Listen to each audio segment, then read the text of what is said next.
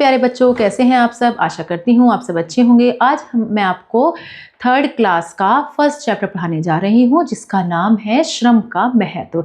देखो बच्चों, श्रम का मतलब होता है महत्व, मेहनत। और मेहनत हमारे जीवन में बहुत ही ज़्यादा ज़रूरी होती है। इसमें देखो, साधन है श्रम वंदना, श्रम से पूरी हो कल्पना। श्रम है माटी नंदन वन की, करती शांत क्षुधा तन मन की। श्रम करना एक ऐसी वंदना है, एक ऐसा साधन है जिससे हम अपनी हर कल्पना पूरी कर सकते हैं।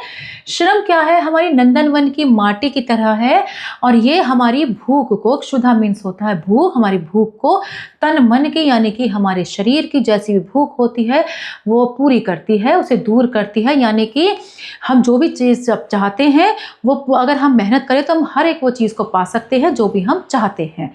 ठीक है। श्रम है मूल मंत्र जीवन का, श्रम से तोड़ रहा गिरी दिन का। श्रम से हर मंजिल आसान, श्रम से मानव बने महान।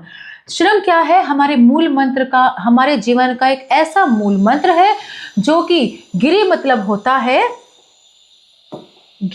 होता है हमारा पर्वत।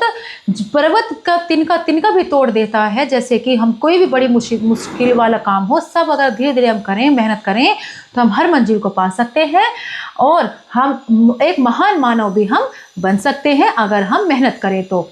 श्रम से जो भी नाता रखता, जीवन पथ पर कभी न थकता। अगर हम मेहनत से, श्रम से अपना नाता रखेंगे तो हम कभी भी अपने पथ पर नहीं थकेंगे, क्योंकि मेहनत करने से हम हर मंजिल पा सकते हैं। श्रम से तुम भी नाता जोड़ो, आलस की काया को छोड़ो।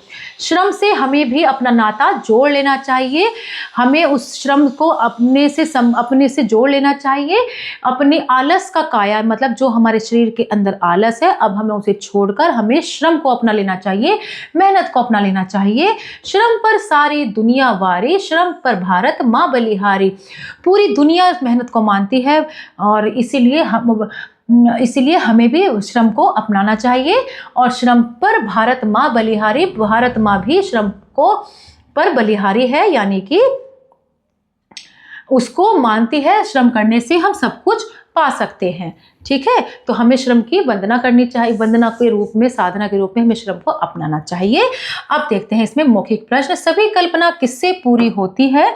तो सभी कल्पना हमारी श्रम से पूरी होती है।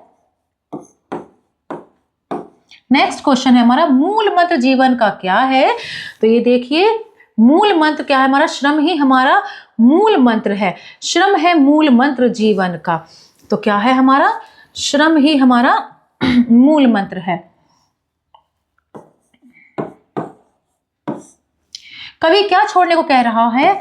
कवि आलस की काया छोड़ने को कह रहा है। तो आलस छोड़ने के लिए कह रहा है।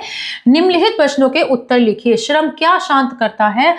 श्रम क्षुधा शांत करता है, यानी कि हर तरीके की जो भूख होती है, जो भी हमें पाना होता है, उस भूख को शांत करता है। किससे नाता रखने वाले कभी पथ पर नहीं थकते? तो श्रम से नाता रखने वाले कभी भी पथ पर नहीं थकते। श्रम क्या है? श्रम एक वंदना है। श्रम देखिए, इसमें साधन है श्रम वंदना। श्रम क्या है? एक ऐसा साधन है जिससे हम कोई भी मंजिल को पा सकते हैं। तो श्रम एक क्या है? साधन है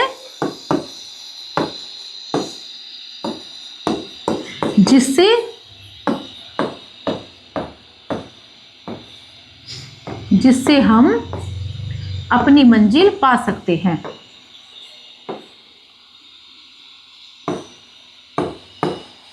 ठीक है, जिससे हम अपनी मंजिल पा सकते हैं। तो श्रम हमारा क्या है? श्रम एक साधन है। ये कविता की पंक्तियां हैं, ये हमारी यहां ऊपर से पूरी हो जाएंगे। श्रम साधन है, ये देखिए यहां पर श्रम साधन है, श्रम वंदना, श्रम से पूरी हो कल्पना, श्रम है माटी नंदन वन की। तो इस तरीके से हमारी यहाँ पर ये पूरी हमारी कविता यहाँ ऊपर से पूरी हो जाएगी। सही उत्तर पर सही उत्तर का चिन्ह लगाइए। श्रम के द्वारा हर मंजिल आसान हो जाती है। कवि नाता जोड़ने को श्रम से कह रहा है। श्रम पर वारी सारी दुनिया, ई की मात्रा वाले शब्दों को ई से जोड़ना, छोटी को छोटी से, बड़ी को बड़ी से। देखिए बड़ी ई की है तो ये बड़ी ई की आएगी, इस पे छोटी ई की है, ये छोटी ई पर आएगी, इस पे भी छोटी ई है, ये भी छोटी है, ये बड़ी ई की है तो यहाँ बड़ी ई की आएगी, इस पे छोटी ई की मात्रा है यहाँ, ये छोटी ई की, ये बड़ी ई की, बड़ी ई की, जीवन पर बड़ी ई की है, मंजिल पर छोटी ई की है तो ये यहाँ पर आएगी। ठीक है। समानार्थी शब्द पर गोला बनाओ, तो समानार्थी शब्द कौन से होते हैं? जो जिसका मीनिंग वही रहता है। तन का मतलब है शरीर, गिरी का मतलब पहाड़, आसान का मतलब सरल, मानव का मतलब मनुष्य। ये वाक्य प्रयोग करने हैं। वंदना, श्रम एक वंदना है, साधन है वंदना, श्रम से वंदना कर सकते हैं। श्रम सभी तरह की क्षुधा को शांत करता है और हमें आलस की काया को छोड़ना चाहिए। तो इस तरीके से ये हमारे वाक्य प्रयोग भी हो जाएंगे। ये चैप्टर हमारा कंप्लीट हो गया है। आशा करती हूँ आपको ये अध्याय अच्छे समझ में आया होगा। धन्यवाद।